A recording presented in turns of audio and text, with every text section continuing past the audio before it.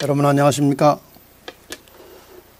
종말시대를 예언한 책 다니엘서 연구 12번째 시간을 시작하겠습니다. 제12화 남과 북에서 영화로운 땅으로. 오늘 내용이 참 복잡하고 깁니다. 그래서 이거를 자세하게 공부하려면 많은 시간이 소요됩니다. 그래서 제가 아주 세세하게 세부적으로 가르칠 시간이 안 되기 때문에 여러분이 그 앱스토어나 플레이어 스토어에 가셔서 진리바다를 검색하시면 거기 진리바다 웹사이트가 나옵니다. 거기 가면은 많은 성경 공부할 수 있는 재료가 나와 있고 설교들이 나와 있는데 제일 처음에 나오는 것이 창세기 연구고 그 다음에 다니엘서 계시록 연구가 나옵니다. 여기에 다니엘서 계시록 연구는 오디오로 설명된 것인데 여러분이 자료실에 들어가면은 이 자료를 다 다운받아서 자료를 보면서 공부할 수 있게 되어 있습니다. 그래서 여기에 들어가셔서 공부를 하시면 제가 이 강의 중에 일일이 세부적으로 하지 못하는 것까지 상세하게 공부할 수 있으니까 원하시면 거기 들어가서 공부할 수 있습니다. comeagain.or.kr에 들어가셔도 바로 진리바다가 나옵니다. 여기 가서 공부하시면 되겠습니다. 다니엘서 11장을 공부하게 되겠습니다. 기억절 말씀, 또 그들 중 지혜로운 자 몇 사람이 몰락하여 무리 중에서 연단을 받아 정결하게 되며 희게 되어 마지막까지 이르게 하리니 이는 아직 정한 기한이 남았습니다. 이 말씀도 상당히 어렵고 난해한 것입니다. 그러나 제일 마지막 부분에 가서 이제 설명되어 있기 때문에 그때 이해하시기로 하고 바로 서론으로 들어가겠습니다. 이 다니엘 예언의 기본 구조를 보면 여러분이 여러 차례 공부하신 대로 바벨론에서 메데파사로 그리고 그리스로 그 다음에 로마 제국으로 로마 교회로 이어진 다음에 마지막 심판으로 세상 역사가 끝나는 것이 다니엘 전체 예언들의 구조의 기본입니다.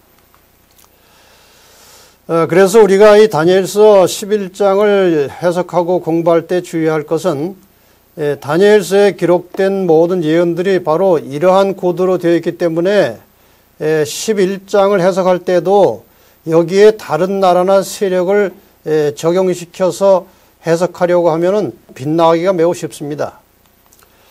이 다니엘 11장의 특징은 메데바사로부터 로마 교회와 심판에 이르기까지 역사를 다루고 있는데 다른 예언과는 다르게 상징을 별로 쓰지 않고 실제적인 언어로 그 나라들이 일어나고 망하는 전쟁의 과정을 소상하게 설명하고 있습니다.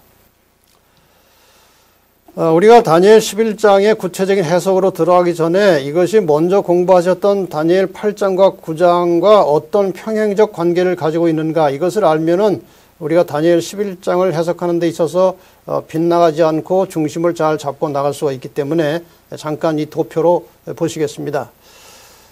다니엘 8장과 9장에 나오는 페르시아 11장에도 나오고 그 다음에 8장 9장에 나오는 헬라 11장에도 나옵니다. 그 다음에 헬라의 첫 왕 큰 뿔 알렉산더 대왕이 다니엘 8장 9장에 나타나는데 11장에는 한 능력 있는 왕이라고 표현돼서 나옵니다. 그리고 헬라의 큰 뿔에서 일어난 네 왕국이 다니엘 8장 9장에 나와 있는데 11장에서는 네 바람으로 그 제국이 사분될 것을 예언하고 있습니다. 그 다음에 8장 9절에 이교 로마가 영화로운 땅을 정복한다고 되어 있죠. 11장에도 16절에 영화로운 땅이 정복되는 것으로 나옵니다. 그 다음에 다니엘 8, 9장에 나오는 그 기름 부음을 받은 자가 끊어져 없어진다는 그 내용은 11장에는 동맹한 왕이 패한다 그렇게 표현되어 있습니다. 그래서 다니엘 11장의 전반적인 개요를 우리가 이렇게 정리해 보면은 1절부터 4절까지는 바사와 헬라 왕들의 역사가 나오고 그 다음에 5절부터 13절까지는 네 나라로 분열된 헬라 왕국 그리고 이어지는 남북 왕조의 전쟁 역사가 나옵니다. 그리고 14절부터 30절까지는 로마 제국의 역사와 함께 로마 교회 교황권의 역사가 나오고요. 그 다음에 31절부터 45절까지는 이 북방왕으로 묘사된 교황권이 어떻게 발전되고 무슨 일을 하고 어떻게 종말이 온다 하는 역사 내용이 나옵니다. 전체 내용을 요약하면 이런 것입니다. 첫째로 바사 왕들로부터 북방 왕이 하나님의 성소를 공격할 때 벌어지는 그들의 운명과 종말적 시간을 예언하고 있습니다. 두 번째로 북방왕과 남방왕 사이 이어지는 전쟁과 그것이 하나님의 백성들에게 미칠 영향에 대해서 예언하고 있습니다. 그 다음에 세 번째로 북방왕이 영화롭고 거룩한 산과 관련해서 종말을 맞이할 것이라고 예언하고 있습니다. 자, 그러면 일요일 소제목 페르시아와 그리스에 관한 예언들, 이미 이것은 공부를 한 것이기 때문에 그냥 간단하게 하고 넘어가겠습니다. 여기에 주요 성경절은 보라 바사에서 또 새 왕들이 일어날 것이요 그 후에 넷째는 그들보다 심히 부요할 것이며 그가 그 부요함으로 강하여진 후에는 모든 사람을 충동하여 헬라 왕국을 칠 것이다. 이렇게 나옵니다. 여기 새 왕들과 넷째 왕은 물론 바사의 왕들을 말하는 것입니다. 우선 국가 이름에 대해서 약간 정리를 하고 넘어가겠습니다. 바사, 성경에 바사라고 나오는 이 나라는 실제 역사에서 페르시아, 줄여서 하면 페르시아 이렇게도 하고 그 다음에 헬라 역시 그리스고 줄여서 그리스 이렇게 표현합니다. 그동안 이 나라 이름들을 일관성 있게 똑같이 쓰지 않았습니다. 상황에 따라서 이런 이름 저런 이름을 썼는데 내용은 이런 것을 이해해 주시기 바랍니다. 이 바사의 세 왕들과 넷째에 대해서 설명을 드리겠습니다. 아시는 대로 이 바사, 이 페르시아의 초당은 다리오로 되어 있지만 실권자는 고레스입니다. 그래서 이 고레스 이후에 이제 세 왕들을 먼저 설명드리면 첫째는 캄비세스고 그 다음에 둘째는 바르디아인데 이 바르디아라고 하는 이 왕에게는 거짓 스멜드스라는 이름이 붙어 있습니다. 이것은 뭐 역사가 복잡합니다만은 속여서 왕이 된 잠시 한 7개월 동안 왕됐던 그런 역사가 있습니다. 그래서 7개월 만에 다리우스 1세가 올라와서 바르디아를 이제 정복하고 왕이 되었습니다. 이것이 새 왕이고요. 이 넷째는 심히 부요하고 강하다고 그랬어요. 왜 이런 표현을 했는가 하면은 이 넷째가 바로 크세르크세스라고 하는 왕인데 성경에 나오는 그 유명한 아수에로 왕입니다. 에스더 당시에 있었던 아수에로 왕입니다. 근데 이 크세르크세스가 아버지의 원수를 갚으려고 42나라로부터 이제 군대를 좀 지원받아가지고 큰 군사를 만들어서 헬라를 이제 공격했는데 공격을 했지만 그 헬라국에게 패하고 망했습니다. 그 다음에 이제 국군이 서서히 기울어져서 5, 6명의 왕의 역사를 더 거친 다음에 주전 331년 알렉산더의 헬라군에게 이 페르시아는 망하고 맙니다. 그래서 크세르크세스가 헬라군을 침공했지만 격퇴당해서 마침내 국군이 기울어지고 망해가는 그런 내용을 설명하고 있는 것입니다. 계속해서 3절과 4절에 보면은 이제 헬라가 올라오는 장면이 나오죠. 장차 한 능력 있는 왕이 일어나서 큰 권세로 다스리며 임의로 행하리라. 그러나 그 나라가 갈라져 천하사방에 나누일 것이나 그 자손에게로 돌아가지도 아니할 것이요 그 나라가 뽑혀서 이 외의 사람들에게로 돌아갈 것입니다. 이미 공부했습니다. 우리가 여기 한 능력 있는 왕은 헬라 나라의 알렉산더를 말합니다. 알렉산더는 그가 죽을 때 후계자를 정해놓지 못하고 32살에 요절했습니다. 그래서 유복자 하나밖에 없었기 때문에 그 나라를 아들에게 넘겨주지 못하고 그 부하 장군들이 이제 서로 전쟁을 해가면서 결과적으로는 이제 나라가 네 나라로 나누어져 버렸습니다. 그래서 셀루코스라고 하는 부하 장군은 시리아와 메소포타미아를 차지했고 프톨레미는 이집트를 차지했고 리시마커스는 트라이카와 소아시아를 차지하고 그 다음에 카산더는 마게도니아와 그리스를 차지해서 이렇게 나라가 네 쪽으로 분열됐습니다. 하나님께서 다니엘에게 주신 이런 예언은 정말 한치도 오차 없이 문자 그대로 아주 정확하게 성취되는 장면을 보고 참 얼마나 하나님께서 아주 섬세하게 세세하게 하나님의 백성들이 이런 예언들을 통해서 세상 역사가 어떻게 될 것이고 어떻게 대처할 것이고 어떻게 준비해야 될 것인지를 너무나 상세하게 자상하게 가르쳐주고 계십니다. 자, 우리가 오늘 이 북방왕과 남방왕을 공부하려면 이 헬라에 분열된 네 왕국을 잠깐 살펴봐야 됩니다. 아까 그 네 장군에서 분열된 나라의 그 지도를 보면 대략 이렇습니다. BC 323년에 알렉산더가 죽은 후에 이렇게 네 나라로 쪼개졌고요. 그 다음에 BC 297년에 저쪽 위쪽에는 카산더가 사망했고, 그 다음에 BC 281년에 그 옆에 있던 리시마커스가 살해당함으로 이제 두 나라는 이제 망했습니다. 그 이후에 이 셀류코스와 프톨레미가 큰 왕조를 이루어서 이제 상당히 오랜 기간 동안 통치를 하게 됩니다. 이 셀류코스가 통치하던 나라를 이제 시리아라고 하고, 그 다음에 프톨레미가 다스리던 나라를 이집트라고 합니다. 그리고 이 시리아가 북쪽에 위치했기 때문에 북방왕이고, 시리아의 왕이 북방왕이고, 그 다음에 이집트의 왕을 남방왕이라고 했습니다. 그래서 지금 여기 다니엘 11장의 초기에 나오는 북방왕과 남방왕은 지금 여기에서 일어나는 왕들의 역사를 가리키고 있는 것입니다. 그리고 이 북방과 남방 사이에 지금 저 별이 있는 위치가 바로 유대나라입니다. 그래서 이 북방과 남방이 싸우는 동안에 이 유대나라는 말할 수 없는 고통 속에 살았습니다. 전쟁이 날 때마다 시달리는 것입니다. 그래서 이런 위치를 대충 이해하시고 그 다음 단계로 넘어가겠습니다. 자, 이제 시리아와 이집트, 그러니까 북방과 남방 왕국에 대한 내용들이 이제 예언으로 나타납니다. 6절에 보면 몇 해 후에 그들이 서로 단합하리니 곧 남방 왕의 딸이 북방 왕에게 가서 화친하리라.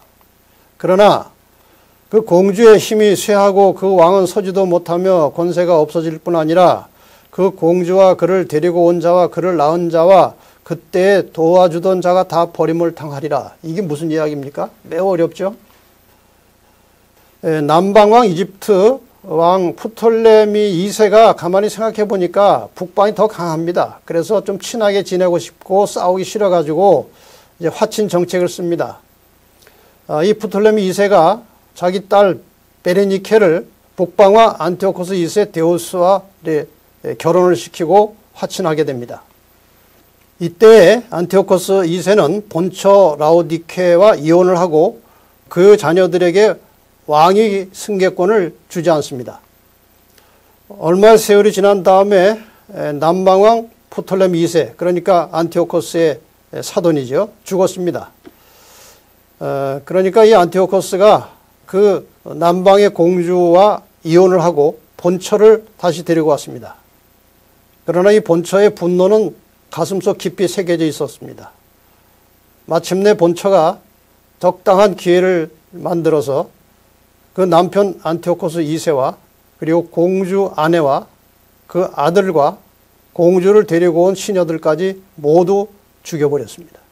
이렇게 해서 6절 후반부의 내용이 성취가 되었습니다. 그러니까 이제 싸움을 안 할 수가 없습니다. 아주 복잡한 관계가 만들어졌기 때문에 싸우는데 그 싸움의 역사가 지금 이 다니엘 11장에 꽤 소상하게 상세하게 나와 있습니다. 지금 여러분이 보시는 저 도표는 다니엘 11장에 등장해서 서로 싸우고 뺏기고 빼앗고 하는 그 전쟁의 틈바구니에서 나타나는 왕들입니다. 이렇게 여러 왕들이 역사가 다니엘 11장에 나타납니다. 자, 드디어 이제 남북 왕조의 치열한 전쟁이 시작되는 장면이 이제 성경절에 나옵니다. 남방이 공격합니다. 왜? 공주가 가서 죽었어요. 살해당했습니다. 그래서 이제 남방에서 이제 공격을 하는데 7절에 이 공주의 본족에서 난 자 중에 하나가 그의 위를 이어 북방 왕의 군대를 치러 와서, 그러니까 북방으로 시집 갔다가 죽은 공주의 오빠입니다. 그 오빠가 이제 원수를 갚으러 나타났습니다. 그 오빠가 프톨레미 3세, 북방에 쳐들어갑니다. 지금 시간이 없기 때문에 뭐 전쟁에서 어떻게 되는 것까지는 다 이제 설명할 시간이 없고요. 그러니까 이 북방에서도 공격을 받았기 때문에 다시 이제 남방을 공격합니다. 9절에 보면 북방왕이 남방왕의 나라로 쳐들어갈 것이나 이렇게 되어 있죠. 북방왕 셀류코스 2세가 주전 240년 본국으로 돌아간 프톨레미 3세를 공격하는 내용입니다. 그런데 이 전쟁의 와중에서 상당히 특별한 사건이 하나 일어났습니다. 이 프톨레미 3세 아버지인 프톨레미 2세, 그러니까 그 죽은 공주의 아버지죠. 책을 매우 좋아했습니다. 그래서 이 도서관장에게 이제 특별한 명령을 내려서 도서관장이 책을 얼마나 많이 모았는지 그 당시 이 왕실 도서관에 20만 권 정도의 도서를 소장하고 있었다고 전해집니다. 이 왕은 이제 유대인의 율법서에 대해서 관심을 갖게 됐습니다. 구약성경이죠. 그래서 그 도서관장 데메트리우스에게 이제 부탁을 해서 그 율법서, 이 구약, 유대인의 그 경전 구약 성경을 좀 번역을 해보라고 부탁을 합니다. 그래서 이 데메트리우스가 이 유대의 그 지도자들과 이제 연락을 취한 후에 마침내 유대 대제사장 엘르아살이 율법서와 학자 70여 명, 정확히는 72명이라고 합니다만은, 을 이집트 알렉산드리아에 보내서 히브리어로 된 이 구약 성경을 헬라어로 번역하게 되었고, 그것이 바로 오늘날 우리가 부르고 있는 70인역 성경입니다. 셉투아진타라고도 하죠. 이런 일이 이때 있었습니다. 자, 이제 남방이 공격을 받았으니까 다시 남방이 공격을 합니다. 11절에 남방왕은 크게 노하여 나와서 북방왕과 싸울 것이라. 남방왕 프톨레미 4세가 보병 7만을 이끌고 북방을 공격하는 내용입니다. 다시 북방이 공격을 합니다. 13절에 북방왕은 돌아가서 다시 대군을 전보다 더 많이 준비하였다가 쳐들어 내려가는 거죠. 북방왕 안티오코스 3세는 프톨레미 4세가 죽은 다음에 5살짜리 아이가 프톨레미 5세가 되었습니다. 바로 이때에 남방을 공격해서 내려갑니다. 14절에 보면은 이제 남방이 쇠퇴하는 이제 꽤 중요한 사건이 하나 일어납니다. 그때 여러 사람이 일어나서 남방왕을 칠 것이요. 이렇게 되어 있어요. 그때 여러 사람이 누군가 하는 것이죠. 프톨레미 5세 때, 그러니까 프톨레미 5세가 나이가 얼마 안 되고 어리니까 아가도클레스라고 하는 대신이 이제 섭정을 했습니다. 근데 얼마나 정치를 아주 포악하게 아주 백성들을 힘들게 하고 괴롭혔는지 그 알렉산드리아 시민들이 일어나서 그 아가도클레스와 가족들을 다 진멸시켜 버렸습니다. 이렇게 해서 여러 사람이 일어나서 그 남방왕을 치겠다는 말은 이렇게 이루어졌습니다. 아까 말씀드린 대로 이 유대 나라는 이 북방의 셀류커스 왕조와 남방의 프톨레미 왕조, 시리아와 이집트 사이에서 늘 그 틈바구니에서 수많은 이제 전쟁의 희생을 치릅니다. 그 기간 중에 대부분은 한 100년 이상은 남방의 지배를 받았는데 북방의 안티오코스 3세가 남방에 승리한 이후로는 유대 나라가 시리아의 속국으로, 그러니까 북방의 속국으로 점령을 당했습니다. 이제 안티오코스 4세가 나타나서 유대인을 핍박하는 장면이 나옵니다. 이러므로 이제 이후로는 남부 왕조가 거의 이제 몰락해가는 과정 속에서 있었던 일인데, 이 안티오코스 4세는 다른 이름으로 에피파네스입니다. 이 안티오코스 에피파네스는 아주 유명한 사람이에요. 교회사에 나오는 유명한 사람인데 유대 나라를 가장 조직적으로 가장 악랄하게 잔인하게 핍박한 사람이죠.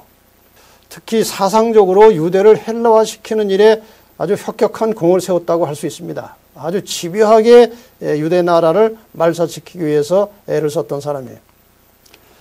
이 사람이 했었던 일 중에 몇 가지는, 첫째, 예루살렘 성전에서 시행되던 상번제, 제사 제도를 폐지시켜버리고요. 그 다음에 두 번째로 성전 앞 마당에다가 우상의 제단을 설치해서 그 제단에다가 돼지를 제물로 드리는 일까지 했습니다. 세 번째로 유대인들이 생명처럼 아끼는 안식일 제도와 할례 제도를 폐지시키고, 그 다음에 네 번째로 하나님 대신에 제우스 숭배를 강요했습니다. 여기에 저항하는 사람들이 있으면은 안식일에 쳐들어가서, 왜 안식일에 유대인들이 전쟁하지 않기 때문에 안식일에 쳐들어가서 저항하는 사람들을 무수하게 죽였습니다. 그런데 이 안티오코스 에피파네스에 대해서 이제 교회 역사의 학자들은, 특히 예언을 해석한 학자들은 이 사람이 바로 다니엘 7장의 작은 뿔이라고 해석합니다. 다니엘 7장의 적그리스도, 작은 뿔을 이 안티오코스 에피파네스에 적용하는 학자들이 의외로 많습니다. 그런데 사실 그렇게 하면은 예언 해석이 맞을 수가 없습니다. 왜냐하면 작은 뿔은 세상 역사 마지막까지 이제 등장하고 나타나서 일을 하는데, 이 안티오코스 에피파네스는 이제 로마가 이렇게 힘을 얻으면서 이 안티오코스 이 4세는 힘을 잃고 지금은 존재도 없습니다. 그러니까 여기에다가 작은 뿔 적그리스도를 적용하는 것은 성경의 역사와 맞지 않는다는 것입니다. 그래서 북방왕은 이미 취약해진 남방왕국을 계속 침략해서 남방왕국은 스스로의 힘으로 더 이상 북방왕국을 저항할 힘이 없다는 사실을 깨닫게 되었습니다. 그래서 15절에 그 내용이 나오죠. 남방 군대는 그를 당할 수 없으며 북방을 당할 힘이 없어졌다는 것입니다. 마침내 남방 왕국은 그 자기들의 국가를 보존하기 위해서 신흥 강국으로 부상하던 로마의 도움을 요청하게 됐고, 이걸 계기로 해서 이 남북 왕조는 이제 몰락하고 로마 제국이 이제 등장을 하게 되는 것입니다. 자, 이제 로마가 드디어 나왔습니다. 화요일의 소제목은 로마와 언약의 왕이라고 되어 있는데 이 내용을 좀 잠깐 공부하겠습니다. 16절에 보면 로마가 출현하는 장면이 나옵니다. 오직 와서 치는 자가 임의로 행하리니 능히 그 앞에 설 사람이 없겠고 그가 영화로운 땅에 설 것이요 그 손에 멸망이 있으리라 그랬어요. 여기서 임의로 행한다는 말은 다니엘 11장 3절에서 헬라의 알렉산더가 출현할 때의 상황을 이렇게 표현하고 있죠. 큰 권세로 다스리며 임의로 행하리라. 그러니까 마음대로 하되 그걸 당할 자가 없다는 것입니다. 그래서 임의로 행한다는 표현은 큰 힘을 가지고 새로운 제국이 출현할 때 사용되는 그런 용어입니다. 그래서 이 구절은 헬라의 남북 왕조에 이어서 올라온 로마 제국의 등장을 예언하고 있는 것이죠.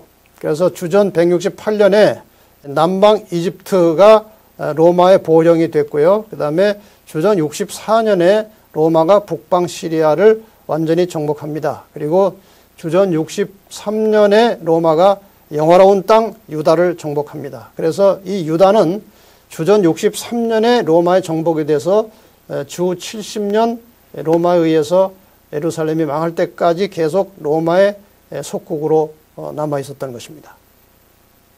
이제 드디어 올라온 로마 제국의 초기 역사를 잠깐 살펴보겠습니다. 아시는 대로 지금 이 헬라 왕국이 존재하고 있을 때 로마는 없다가 갑자기 나온 것이 아니고 그 주변의 어느 지역에 한 작은 나라로 서서히 성장하고 커가고 있었던 것입니다. 그런 나라들이 나중에 올라와서 그 먼저 있던 큰 나라들을 정복하는 이런 역사가 반복되는 거죠.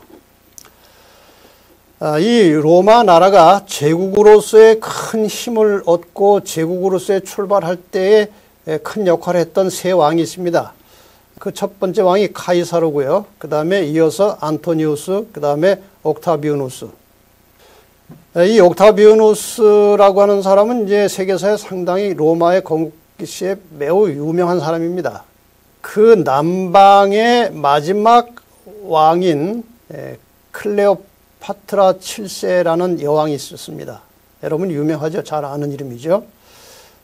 이 남방의 마지막 왕 클레오파트라 7세가 가이사르와 결혼을 했었고 그 아주 복잡한 로마의 역사 속에서 그 다음에 이제 가이사르와 헤어진 다음에 다시 두 번째로 큰 실력자로 등장한 안토니우스와 또 결혼을 합니다. 여기에 대해서 11장 17절에 여자의 딸이라고 하는 예언이 나옵니다. 이 여자의 딸이라는 것은 여자 중에 여자라는 뜻이고 절세 미인을 가리킬 때 쓰는 용어라고 합니다. 어쨌든 이 여자의 딸이 등장해서 이 로마 제국의 초기 건국 역사에 개입이 되고 상당히 복잡한 역사가 이루어지는 것까지 다 다니엘 11장에 예언이 되어 있습니다. 정리하자면 로마는 가이사르, 안토니우스, 옥타비아누스로 이어지는 파란만장한 역사를 거쳐서 마침내 옥타비아누스로부터 로마 제국으로서의 면모를 가지고 개국되었다고 볼 수 있습니다. 그런데 여기 옥타비아누스가 바로 어거스트 시저고 성경에 나오는 가이사 아구스도입니다. 여러분 가이사 아구스도 이름은 친숙하게 많이 들으셨죠. 누가복음 2장 1절로 7절에 그 호정령을 내린 왕이 바로 이 사람이에요. 20절에 보면 구체적으로 이렇게 표현하고 있습니다. 그 위를 이을 자가 토색하는 자로 그날의 아름다운 곳으로 두루 다니게 할 것이나 그는 분노함이나 싸움이 없이 몇 날이 못되어 망할 것이요 이렇게 되어 있어요. 여기 20절에 묘사된 이 토색하는 자가 바로 가이사 아구스도입니다. 여기 토색하는 자라고 하는 말은 헬라어로 마비론 노게스인데 그것이 세금을 거두는 자입니다. 그러니까 어떻게 해서라도 세금을 많이 거두기 위해서 호정령을 내려서 다 이렇게 호구 조사를 하는 것입니다. 그래서 누가복음 2장 1절로 7절에 보면 이제 호족하는 명령이 내렸고 여기에 의해서 이제 요셉과 마리아가 움직이는 장면이 나오죠. 예수님 탄생 직전에 전국에 호정령을 내려서 요셉과 마리아가 그의 고향 베들레헴으로 가지 않을 수 없도록 한 장본인이 바로 이 가이사 아구스도입니다. 그는 그 재직 기간 중에 큰 전쟁 없이 상당히 무난하게 임기를 마쳤습니다. 그런데 이 예언 중에 예수를 죽일 자가 누군지까지 예언이 되어 있습니다. 21절에 보면은 또 그의 자리에 한 비열한 사람이 서리니 사람들은 그에게 왕국의 명예를 주지 아니할 것이나 그는 평화롭게 와서 술책으로 그 왕국을 얻게 될 것이다 그랬어요. 그 다음에 그에 대해서 계속해서 예언된 내용은 넘쳐나는 군대로 그들이 그 앞에서 넘쳐 흐르게 될 것이나 멸망하게 되리니 정령 언약의 통치자도 그렇게 되리라. 이게 아주 어려운 대목입니다만은 설명을 좀 드리겠습니다. 여기 한 비열한 사람이라고 묘사된 이 사람은 가이사 아구스도의 뒤를 이어서 왕이 된 사람입니다. 그런데 가이사 아구스도의 아들이 아니고 이 가이사 아구스도의 어머니가 재혼해서 낳은 아들입니다. 그 어머니 리비아가 낳은 아들인데 그 사람이 바로 가이사 아구스도의 뒤를 이어서 가이사 티베리우스가 되었습니다. 근데 정상적인 방법이 아니고 그 어머니의 술책, 그러니까 가이사 아구스도의 어머니의 술책에 의해서 이렇게 왕이 되었기 때문에 비열한 사람이라고 표현을 한 것입니다. 여기 넘쳐나는 군대라는 말을 좀 설명을 드리겠습니다. 이 티베리우스는 이전에 독일의 아르미니우스가 이끄는 군대에 의해서 로마 병력 3개 군단을 잃어버린 적이 있는데 여기에 대해서 많은 사람들을 이제 끌어들여서 약 42나라로부터 이제 군사를 좀 모집하고 도움을 요청해가지고 이 철저하게 이 독일의 아르미니우스에게 복수한 왕입니다. 그래서 그것을 넘쳐나는 군대로 이런 표현으로 기록한 것입니다. 그런데 이 아르미니우스를 이렇게 정복한 것처럼 언약의 통치자도 그렇게 될 것이다 그랬어요. 그러니까 이 티베리우스가 독일의 아르미니우스를 이렇게 정복하고 죽인 것처럼 언약의 통치자도 죽이겠다 그런 뜻입니다. 그 언약의 통치자가 누굽니까? 다니엘서 9장 27절에 보면은 메시아에 대한 예언으로 한 이래 동안에 언약을 굳게 정할 자라고 나와 있습니다. 그래서 이 언약의 통치자는 바로 예수님이고 예수님께서 티베리우스 시대에 빌라도의 재판을 받고 십자가에 돌아가셨습니다. 드디어 이제 로마 제국에서 로마 교회로 넘어가는 장면이 나옵니다. 시대적 상황을 잠깐 공부하고 넘어가도록 하겠습니다. 22절에서 예수 그리스도의 죽음까지 예언되었다면 언약의 통치자가 이제 죽었죠. 그러면은 그 이후의 시대는 이제 신약의 교회 시대로 넘어간 것입니다. 선악의 싸움의 역사관으로 보면 로마 제국이 초기 기독교를 박해했고 얼마 후에는 타락한 로마 교회가 하나님을 대적하고 하나님의 백성들을 박해하기 시작했습니다. 그러니까 이러한 흐름과 맥락에서 볼 때에 23절부터는 로마 교회가 출현하도록 되어 있다는 것입니다. 이제 북방왕과 남방왕에 대한 설명을 좀 드리겠습니다. 헬라 제국 시대에는 북방왕과 남방왕이 지리적인 의미로 사용되었습니다. 북방의 그 셀류커스 왕조, 남방의 프톨레미 왕조 이렇게 지리적인 의미로 사용되는데 로마 시대 이후로는 이 북방왕이 하나님의 백성을 박해하는 상징적 의미로 사용됩니다. 예를 들면 성경에 에스겔 선지자가 이스라엘을 괴롭힌 세력을 곡과 마곡이라고 에스겔 38장 2절에 말하고 있는데 여기에서 곡은 이스라엘의 북방 지역이고 마곡은 그 북방 지역에서 그 아래쪽 이스라엘을 괴롭힌 이방의 왕들을 말합니다. 그러니까 이스라엘의 개념 속에서 북방은 이스라엘을 괴롭히고 힘들게 하는 나라들 혹은 왕들을 가리키는 것입니다. 그래서 로마 제국 후에 나오는 북방 왕은 로마 교회를 가리키는 것입니다.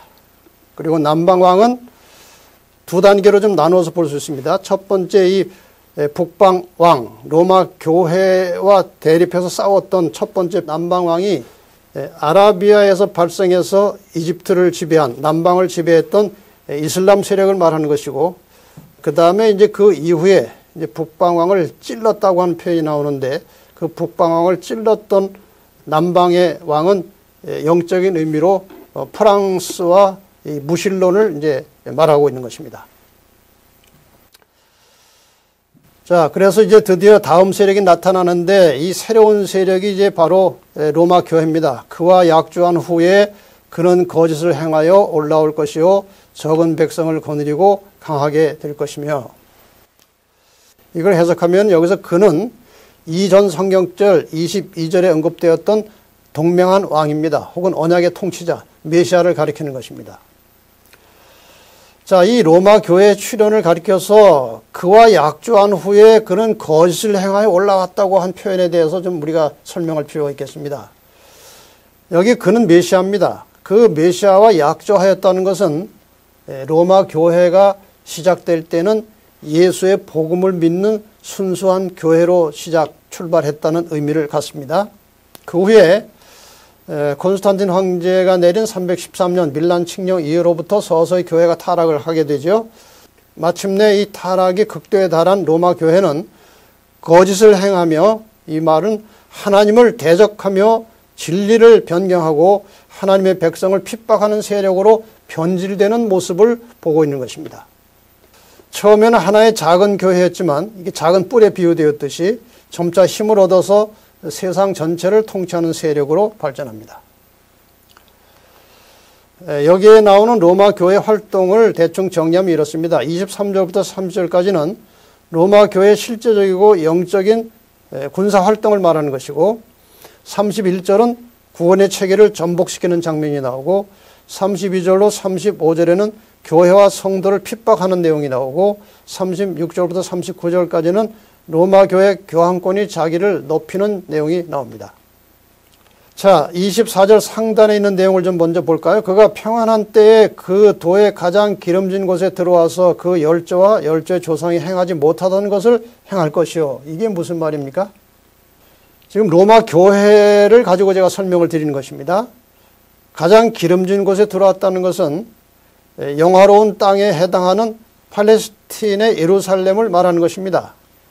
조상들이 행하지 못하던 것을 했다는 것은 이전에 교회나 그리스도인들이 하지 못하던 일을 했다는 말인데, 이것이 무엇인가 하면은 교회가 군대를 조직해서 전쟁을 했다는 것입니다. 이것이 바로 십자군 전쟁입니다.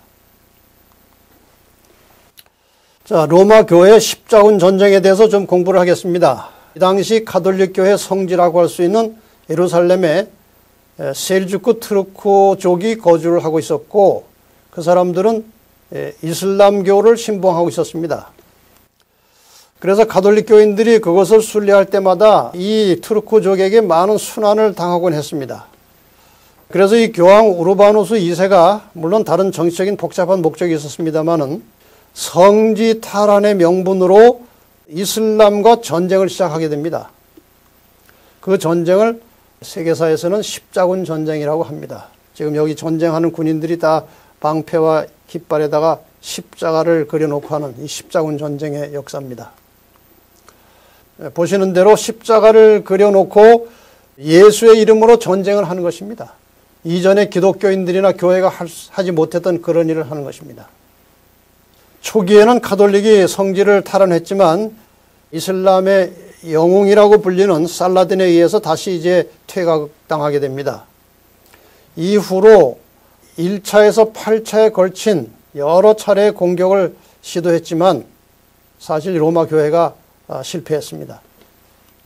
이 전쟁 중에 매우 복잡한 인간의 욕망들이 작용을 하게 됩니다. 노예들은 이 전쟁을 통해서 자유를 얻으려고 하고, 상인들은 돈을 벌려고 하고, 성주들은 명예와 영토를 확장하려고 하고, 왕은 지위와 영토와 명예를 얻으려고 하고, 교황은 역시 명예와 지위와 권력을 차지하려고 하는 이런 아주 복잡한 인간의 욕망들이 뒤섞여 있었기 때문에 이 전쟁에서 승리할 수가 없는 것입니다. 여기 이와 관련된 재미있는 그림이 있어서 잠깐 소개하고 넘어가겠습니다.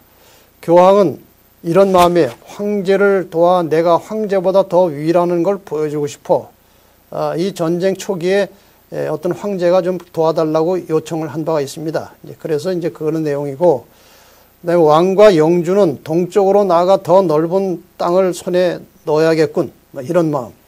그다음에 이제 기사, 이 군인들은 전쟁을 통해 용기를 뽐내고 부와 명예를 얻어야지.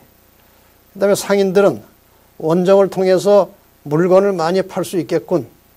농민들은 힘든 농사 일에서 벗어날 수 있는 기회야. 이렇게 잡다한 생각들을 가지고 이 전쟁을 이용하려고 했다는 것입니다. 자, 이 십자군 전쟁은 실패로 끝났고, 그 다음에 이제 31절에 구원의 체계를 전복시키는 또 내용이 나옵니다.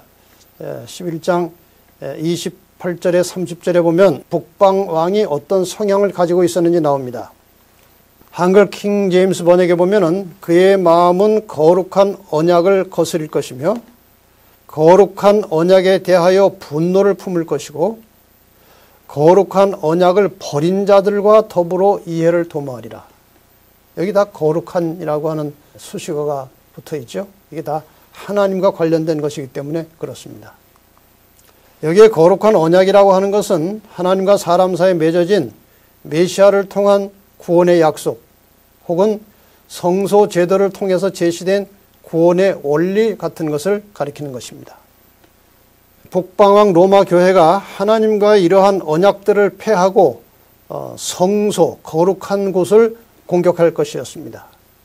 그래서 31절에 군대는 그의 편에 서서 성소 곧 견고한 곳을 더럽히며, 두 번째, 매일 드리는 제사를 폐하며, 세 번째, 멸망케 하는 미운 물건을 세울 것이며, 이러한 일을 할 것이라고 되어 있습니다. 이것은 바로 로마 제국도 물론 이러한 비슷한 일을 했지만 로마 교회가 아주 본격적으로 이러한 일을 저질렀습니다.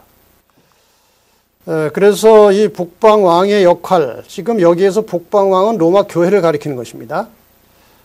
성소를 더럽히고 황폐하게 하는 일은 다니엘 8장의 작은 뿔에 대한 예언대로 로마 제국과 로마 교회의 만행을 가리키고 있는 것입니다. 물론 주로 지금 이 부분에 있어서는 로마 교회가 이 성소를 공격하는 일을 하지만 로마 제국도 그러한 일을 상당 부분 감당을 했죠.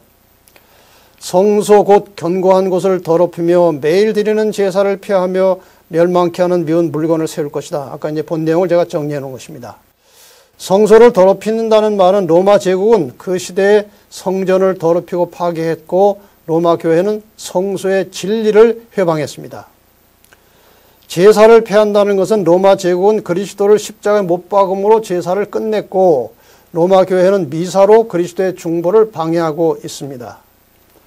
미운 물건을 세웠다는 것은 로마 제국은 성전에 불을 질러서 불을 태우면서 로마의 깃발을 올렸고 로마 교회는 우상을 세우고 마리아 숭배 등 온갖 거짓 교리들을 만들어서 사람들을 미혹한 것입니다. 이렇게 해서 이제 성경에 예언된 예언을 다 이루어냈습니다. 그 다음에 32절로 35절에는 성도와 교회를 핍박한다고 했습니다. 로마 교회가 성도들을 핍박할 때에 이 성경의 내용을 잘 보면은 세 부류의 사람들이 있을 것이 예언이 되어 있습니다. 정확하게 이렇게 구분지어서 말은 하지 않았지만 전체를 종합해 보면은 이런 내용입니다. 첫째, 원래부터 악하고 세속적인 사람들은 완전히 타락해 버릴 것이고, 두 번째, 신실하고 용감해서 하나님의 말씀을 가르치던 자들도 핍박과 고난의 시간이 길어지면서 신앙을 포기하는 사람들도 있을 것이다. 세 번째, 그러나 끝까지 충성된 자들은 순교하거나 아니면 살아남아서 승리할 것이다. 이런 예언이 이 32절로 35절에 포함이 되어 있습니다.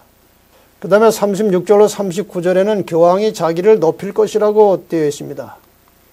지금 여기에 나오는 내용 중에 노란 글씨는 이 예언 본문에 11장 본문에 나오는 것들입니다. 로마 교회 교황권은 스스로를 높여서 자신을 하나님의 자리에 둘 것이고, 두 번째, 금은 보석과 보물을 좋아했기 때문에 많은 재산을 축적해서 이 세상에 영향을 미칠 것이고, 세 번째, 세력의 신을 섬기다가 마침내 정치적 권력을 얻어서 세상을 통치하게 될 것입니다.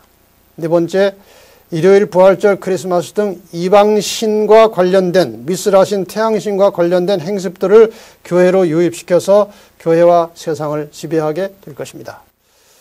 그 다음에 다섯 번째, 그를 안다 하는 수많은 정치가들과 친분을 갖고 연합해서 하나님을 대적할 것이다. 이런 내용으로 이제 예언을 성취시켰습니다.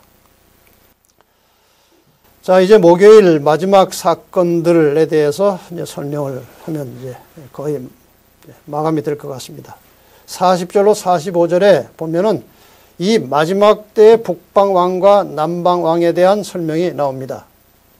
여기 마지막 때라는 말은 다니엘서에만 여기 나옵니다. 여기 성경절 참고하시고요. 이 다니엘서에서 말하는 마지막 때라고 하는 시기는 교황권이 몰락하는 1798년으로부터 시작해서 예수 재림하실 때 죽은 자가 부활하는 이때까지를 이 다니엘서에서는 마지막 때라고 말하고 있습니다. 그런데 여기 마지막 때에 북방왕을 찌를 남방왕이 등장합니다. 이 남방왕이 북방왕을 찌르겠다고 그랬어요. 이게 무엇일까요? 지금 여기 북방왕으로 상징되는 것은 이제 교황, 로마 교회 교황권을 말합니다. 그런데 북방왕으로 상징되는 교황 비오 6세를 잡아가서 처형한 프랑스, 특히 프랑스에서 그 당시 이 나라를 지배하는 매우 중요한 정신으로 내세웠던 무신론까지를 포함해서 말하는 것입니다. 이 프랑스 혁명 당시에는 하나님을 무시하고 이성의 여신을 세워놓고 정식으로 국회에서 하나님을 믿지 못하도록 하는 결의까지 했습니다. 참 아주 희한한 일까지 다 했습니다. 이 당시에. 자, 이렇게 해서 이제 영적으로 그 당시 로마 교회 교황권의 치명상을 입혔던 남방 왕은 바로 프랑스와 무신론을 가리키는 것입니다.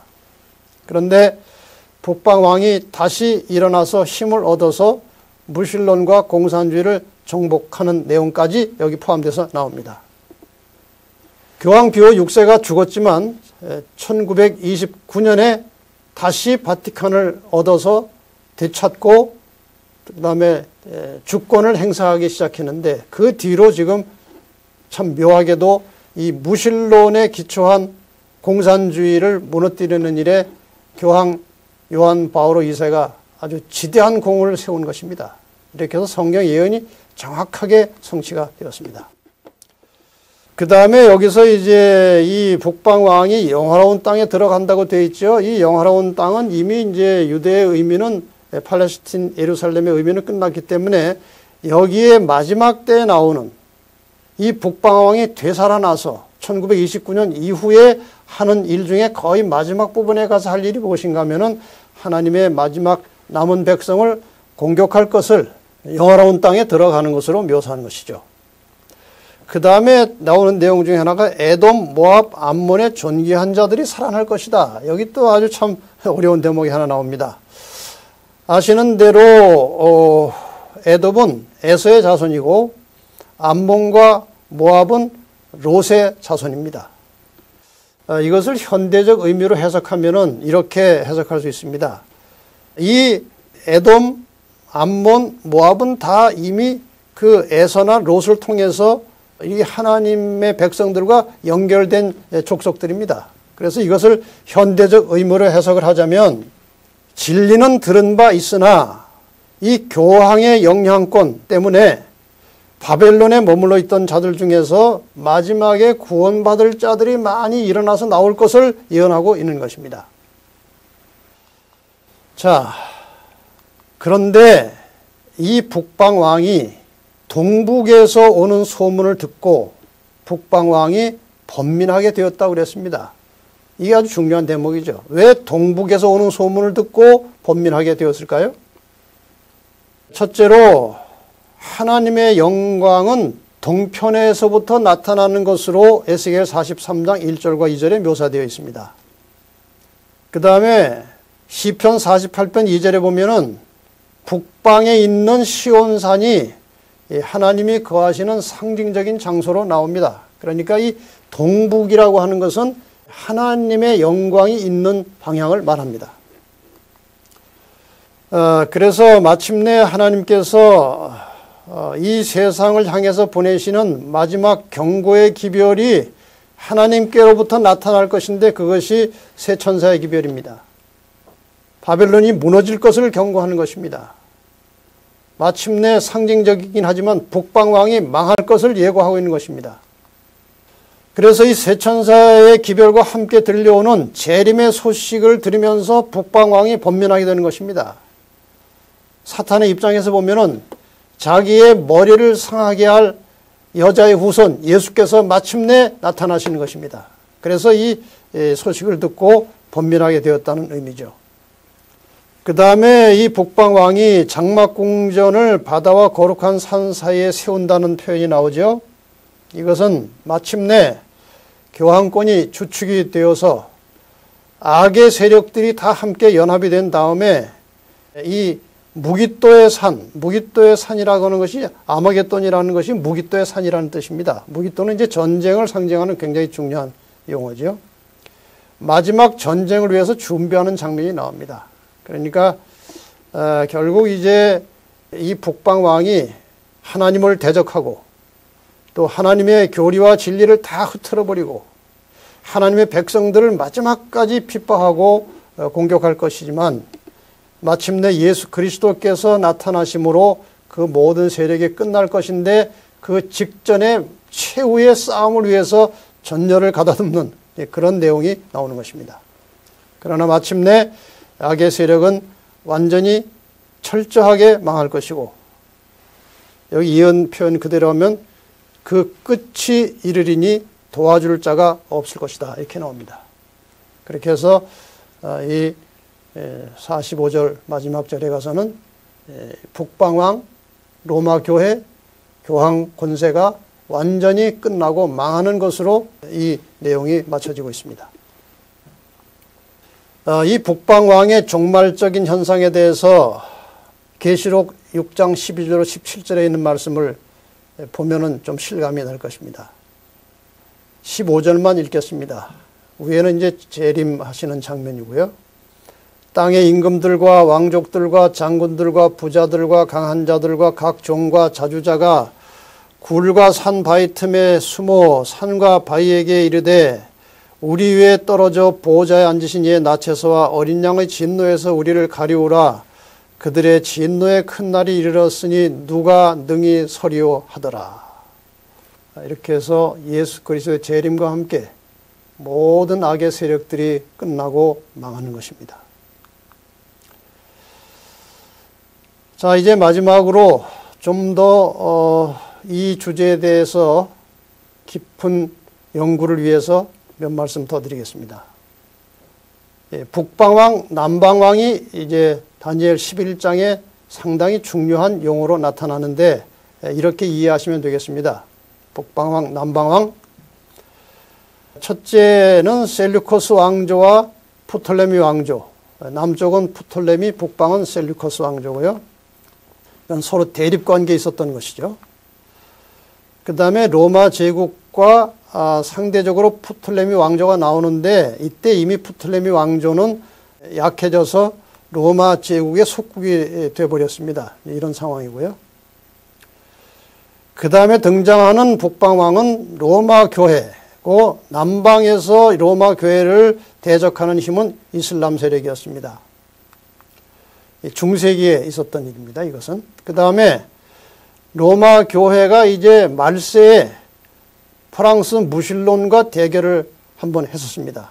그래서 북방왕은 로마 교회고 남방왕은 프랑스와 함께 나타나는 무신론을 말하는 것이고 이것은 말세에 있을 일입니다.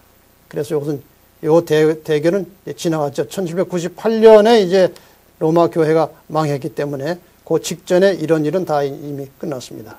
그래서 첫 번에 이 셀류커스와 프톨레미 왕조에 있어서 남북왕의 개념은 지리적 개념이고, 그 다음에 이 로마 제국이 북방왕이 되는 것은 상징적 개념이고요.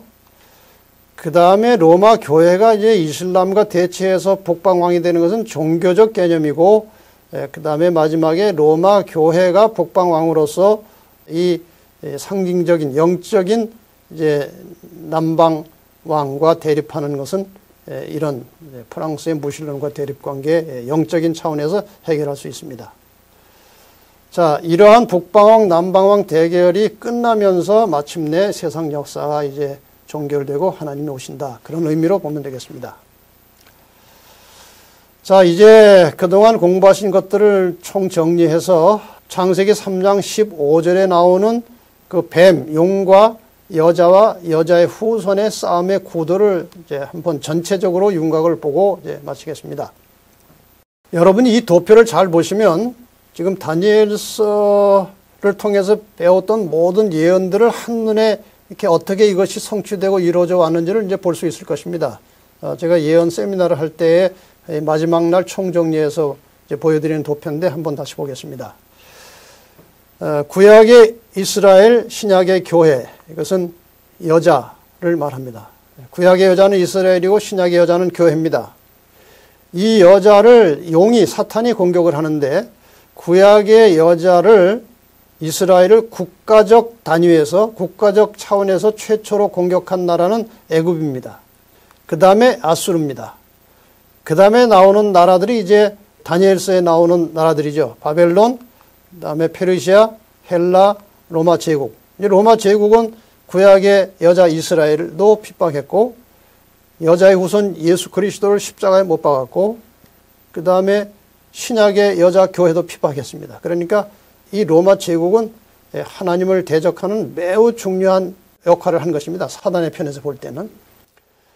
그 다음에 로마 제국이 분열됐다가 그 10뿔로 나눠졌죠. 분열됐다가 작은 뿔이 하나 올라가는데 그 작은 뿔이 로마 교회였습니다. 로마 교회가 중세기에 하나님의 교회를 핍박하고, 그 다음에 상처를 입고 들어갔습니다. 1798년에. 그 다음에 다시 나왔습니다. 마지막 때. 이것은 남은 자손을 핍박하고 공격하기 위한 힘으로 다시 등장한 것입니다. 그 다음에 여자의 후손의 역사를 보면은 2000여 년 전에 이렇게 오셔서 십자가에 돌아가셨고, 그 다음에 로마 교회와 남은 자손의 이 마지막 대결, 마지막 싸움이 끝나면서 예수님이 다시 오십니다. 구원받은 자들을 데리러 오십니다. 그리고 계시록 20장에 나오는 천년기가 있을 것이고, 그 기간 동안에 지구는 황폐되어 있다가 천년이 차면은 하늘에서 모든 구원받은 가족들과 예수님이 다시 내려오시는 것이 나오죠. 계시록에 세 번째 오십니다. 그러면 악인들이 잠시 부활했다가 완전히 불로 소멸될 것이고, 하나님께서 새하늘과 새 땅을 만드시고 그 하나님의 나라가 이 땅에서 영원히 서게 될 것입니다. 이게 전체 구도예요. 자, 결론과 교훈의 말씀 정리해서 마치겠습니다. 지피지기면 백전백승이라는 말이 있습니다. 상대를 알고 나를 알아야 전쟁에서 승리할 수 있습니다. 두 번째, 성경의 예언을 연구하는 중요한 이유 중에 하나는 역사를 통해서 나타나는 사탄의 전략과 전술을 미리 알고 대처하기 위한 것입니다. 세 번째, 전쟁터에서 양편의 군사들은 죽음을 각오하고 싸워야 됩니다. 선악의 전쟁터에서도 하나님의 백성들은 죽도록 충성하는 정신이 필요합니다. 마가복음 8장 35절에 누구든지 제 목숨을 구원코자 하면 잃을 것이요 누구든지 나와 복음을 위하여 제 목숨을 잃으면 구원하리라. 여러분, 우리는 지금 전쟁터에 살고 있지 않습니까? 치열한 선악의 싸움이 벌어지는 마지막 전쟁터에 여러분과 제가 처해 있습니다. 말씀드린 대로 군사들은 죽음을 각오해야 되는 것입니다. 오늘 하루하루 세상과 타협하지 않은 정신으로 오직 하나님의 말씀에 충실한 그리스도인들이 최후의 승리자가 될 것입니다. 여러분과 제가 마지막 순간에 어떤 시련과 어떤 핍박과 혹은 죽음의 위협이 올지라도 끝까지 하나님께 충성을 다해서 최후의 승리자가 되시기를 바라면서 오늘 공부를 마치겠습니다. 감사합니다.